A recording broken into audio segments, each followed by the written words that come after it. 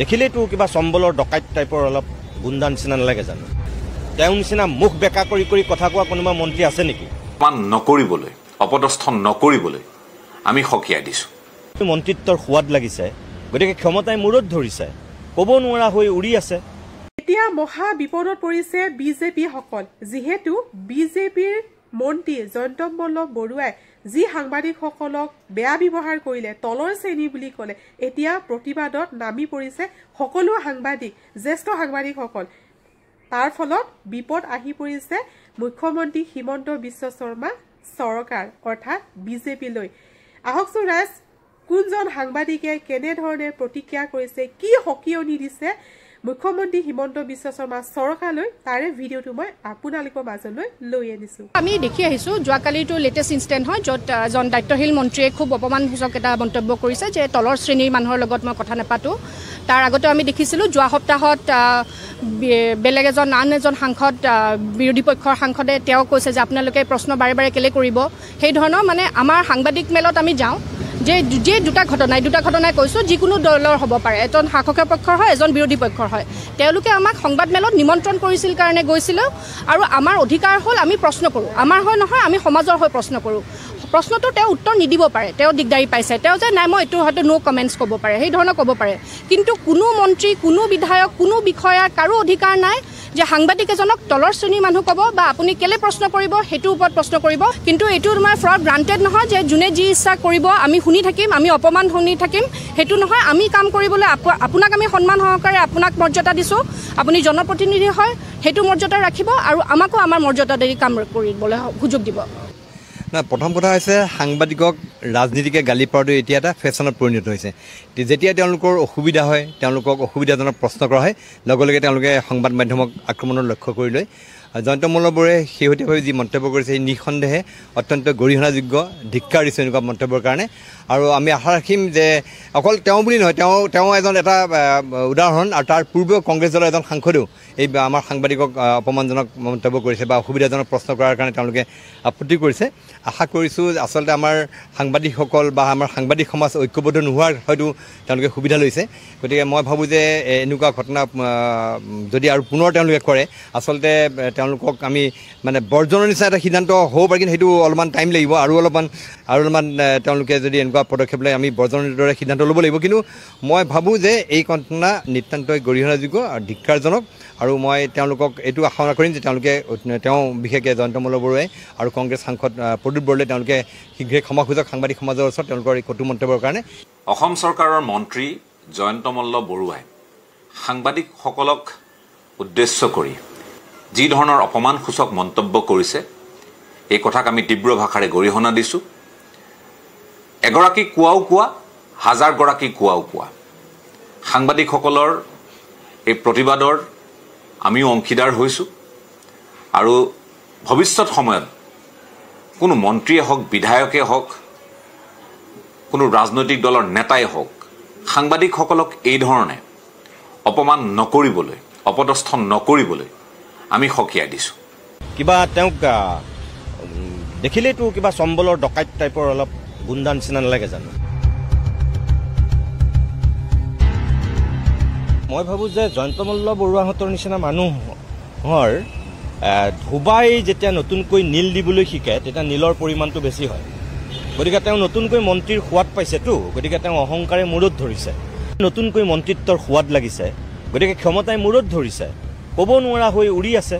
গতিকে এদিন এইবিলাক মানুহক ধূলিৰ লগত যেতিয়া মিহলি কৰি দিব, তেতিয়া তেওঁলোকে গম পাব যে ক্ষমতাত নাথাকিলে তেওঁলোকক কেনেকৈ মানুহে গুৰুত্ব দিয়ে। সেইটো দিন তেওঁ অহা নাই কাৰণে তেওঁ গম পোৱা নাই।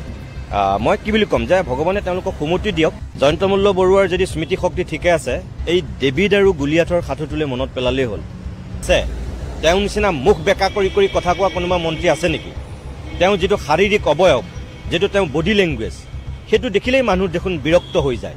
তেওঁ গাত না শিষ্টাচাৰ আছে, না তেওঁ গাত কিবা মানুহৰ সেই ভদ্ৰতাৰ গুণখিনি মানুহে দেখিবলৈ। আৰু এটা কথা মই ভাবোঁ যে জয়ন্ত মল্ল বৰুৱাহঁতৰ নিচিনা মানুহৰ ধুবাই যেতিয়া নতুনকৈ নীল দিবলৈ শিকে, তেতিয়া নীলৰ পৰিমাণটো বেছি হয়। গতিকে তেওঁ নতুনকৈ মন্ত্ৰীৰ সোৱাদ পাইছেতো, গতিকে তেওঁ অহংকাৰে মূৰত ধৰিছে। বাকীটো ৰঞ্জিত দাসেতো তেনেকুৱা নকয়, চন্দ্ৰমোহন পাটোৱাৰীটো তেনেকুৱা কথা কোৱা দেখা নাই। সৰ্বানন্দ সোণোৱালেও তেনেকুৱা সৰ্বানন্দ সোণোৱালটো বহু বেলেগেই সেই ক্ষেত্ৰত, কিন্তু অসম মন্ত্ৰীসভাত থকা তেওঁৰ লগতে মন্ত্ৰী হৈ থকা ৰঞ্জিত দাসে তেনেকুৱা কথা কৈছে নেকি? ৰঞ্জিত দাস পুৰণি বিজেপিৰ মানুহ, তেওঁতো নাই কোৱা কথা তেনেকুৱা, নকয় তেওঁলোকে। অতুল বৰাই, কেশৱ মহন্তই কৈছে নেকি অসম গণ পৰিষদৰ? নাই কোৱা নহয়। কোনে কৈছে? এই যে নতুনকৈ মন্ত্ৰিত্বৰ সোৱাদ লাগিছে, গতিকে ক্ষমতাই মূৰত ধৰিছে, ক'ব নোৱাৰা হৈ উৰি আছে। গতিকে এদিন এইবিলাক মানুহক ধূলিৰ লগত যেতিয়া মিহলি কৰি দিব, তেতিয়া তেওঁলোকে গম পাব যে ক্ষমতাত নাথাকিলে তেওঁলোকক কেনেকৈ মানুহে গুৰুত্ব দিয়ে। সেইটো দিন তেওঁ অহা নাই কাৰণে তেওঁ গম পোৱা নাই। মই কি বুলি ক'ম যে ভগৱানে তেওঁলোকক সুমতি দিয়ক। আৰু 2 নম্বৰ কথা, অনুপজ্যোতি এগৰাকী উচ্চ শিক্ষিত যুৱক, স্নাতকোত্তৰ ডিগ্ৰীধাৰী, তেওঁ জাৰ্নেলিজিমৰ এগৰাকী যুৱক। গতিকে তেওঁক সৰু মানুহ বুলি কৈ যেনেকৈ তেওঁ তুচ্ছ তাচ্ছিল্য কৰিছে, জয়ন্ত মল্ল বৰুৱাৰ যদি স্মৃতিশক্তি ঠিকে আছে, এই ডেভিড আৰু গুলিয়াথৰ সাধুটোলৈ মনত পেলালেই হ'ল। মই তাতকৈ একো নকওঁ। কেতিয়াবা সিংহ আৰু নিগনিৰ সাধুটোলৈ মনত পেলালেই হ'ল। সিংহকো কেতিয়াবা নিগনিৰ প্ৰয়োজন হৈছিল।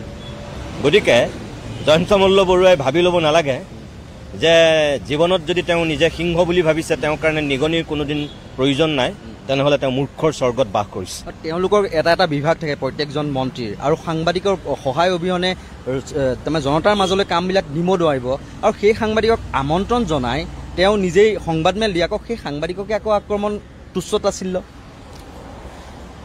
এতিয়াতো মই ক'লোৱেই যে ক্ষমতাই মূৰত ধৰিলেতো মানুহে হিতাহিত জ্ঞান হেৰুৱায়, অহংকাৰত মত্ত হয়। গতিকে মই বৰ বুলি ভাবি তেওঁ গুৰু গোসাঁই নমনা হয়, আৰু তেওঁ সেয়াই হৈছে। অসমত যিমান কেইজন মন্ত্ৰী আছে, তেওঁ নিচিনা মুখ বেকা কৰি কৰি কথা কোৱা কোনোবা মন্ত্ৰী আছে নেকি? তেওঁ যিটো শাৰীৰিক অৱয়ব, যিটো তেওঁ বডি লেংগুৱেজ, সেইটো দেখিলেই মানুহ দেখোন বিৰক্ত হৈ যায়। তেওঁ গাত না শিষ্টাচাৰ আছে, না তেওঁ গাত কিবা মানুহৰ সেই ভদ্ৰতাৰ গুণখিনি মানুহে দেখিবলৈ পায়।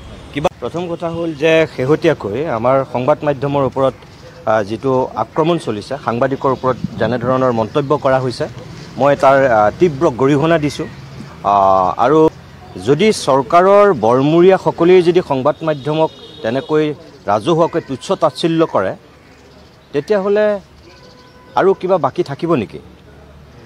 জয়ন্ত মল্ল বৰুৱাই যেনেকৈ কালি মানে সৰু সাংবাদিক, ডাঙৰ সাংবাদিক শ্ৰেণী বিভাজন কৰিছে, মই তাৰ তীব্ৰ বিৰোধিতা কৰিছোঁ। সাংবাদিকে কোনো ডাঙৰ সাংবাদিক, সৰু সাংবাদিক হ'ব নালাগে। আৰু এইটোৰ কাৰণে জয়ন্ত মল্ল বৰুৱাই ক্ষমা খোজাটো মই বিচাৰোঁ। মই দাবী জনাইছোঁ যে তেখেতে ক্ষমা খোজক। 2 নম্বৰ কথা, কিছু সময়ৰ পূৰ্বে মই গম পাইছোঁ যে মাননীয় মুখ্যমন্ত্ৰী হিমন্ত বিশ্ব শৰ্মাই এই ঘটনাটোক লৈ দুখ প্ৰকাশ কৰিছে, আৰু তেখেতে জয়ন্ত মল্ল বৰুৱাক কম বুলিও কৈছে। মই নাজানো তেওঁ সেই কথাটো কিমানখিনি বাস্তৱত ৰূপায়িত হয়। যদি মুখ্যমন্ত্ৰীৰ সঁচাকৈ শুভবুদ্ধিৰ উদয় হৈছে, তেনেহ'লে তেওঁ লগত থকা সেই মন্ত্ৰীসকলক অন্ততঃ তেওঁ এইটো কথা শিকাওক, যাতে সাংবাদিকক অন্ততঃ যিখিনি সন্মান কৰিব লাগে, সেইখিনিত মন্ত্ৰী, বিধায়ক, যিসকল জনপ্ৰতিনিধি, তেওঁলোকে প্ৰথম তাৰ নজিৰ সৃষ্টি কৰক। আৰু এই যে কোন মালিক, কোন পেপাৰ, কোন চেনেল, এনেকৈ যে সোধে, মুখ্যমন্ত্ৰী মহোদয়েও যে প্ৰশ্ন কৰে, মই ভাবোঁ সেইবিলাকৰ কাৰণেই আচলতে তেওঁৰ লগত থকা মন্ত্ৰীবিলাকে এনেধৰণৰ সাহস পাইছে। মুখ্যমন্ত্ৰীয়েও সেই ধৰণৰ প্ৰশ্ন কৰাটো উচিত নহয়। আৰু সেইকাৰণে আজি জয়ন্ত মল্ল বৰুৱাৰ দৰে এগৰাকী মন্ত্ৰীয়ে এনেধৰণে প্ৰশ্ন কৰিব পাৰিছে। আজি যদি আমি সাংবাদিকসকলে জয়ন্ত মল্ল বৰুৱাৰ সংবাদমেল যদি আমি বয়কট কৰোঁ, তেতিয়া তেওঁ সংবাদ আমি যদি নিদিওঁ, সকলো যদি আমি সাংবাদিক একত্ৰিত হওঁ, তেতিয়া সেইকাৰণে মূৰত ধৰিব নালাগে মানুহৰ নিজৰ যিটো ভুল, সেইটো তেওঁলোকে স্বীকাৰ কৰাটো আমি বিচাৰোঁ। আৰু আজি আমি গুৱাহাটী প্ৰেছ ক্লাবৰ পৰা যিসকল আমি সাংবাদিক একত্ৰিত হৈছোঁ, সকলোৱে এই ঘটনাটোৰ আমি প্ৰতিবাদ কৰিছোঁ। এইটোৰ পৰা মই ভাবোঁ যে সাংবাদিকসকলৰ শক্তি অন্ততঃ তেওঁলোকে বুজি পোৱা উচিত। ভিডিঅ'টো আপোনালোকৰ মাজলৈ আগবঢ়ালোঁ। ভিডিঅ'টো চাই আপোনালোকে কেনেকুৱা পালে কমেণ্ট কৰি জনাব।